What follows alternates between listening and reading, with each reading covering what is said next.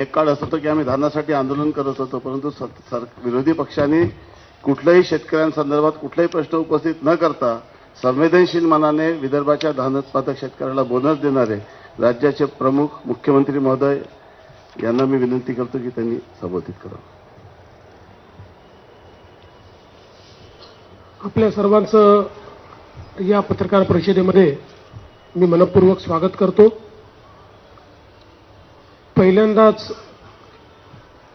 कुठली वेगळी बातमी बनू नये म्हणून स्पष्टीकरण करतो की राज्याचे आमचे दुसरे सहकारी आणि उपमुख्यमंत्री अजितदादा पवार हे दुपारीच माझी परवानगी घेऊन बीड आणि परभणी या दोन्ही ठिकाणी ज्या घटना झालेल्या आहेत त्या घटनेमध्ये जे पीडित आहेत त्यांची भेट घेण्याकरता त्या ठिकाणी गेलेले आहेत, म्हणून ते पत्रकार परिषदेत उपस्थित नाहीत. अन्यथा अजितदादा नाराज अशा प्रकारची बातमी कृपया लावू नये.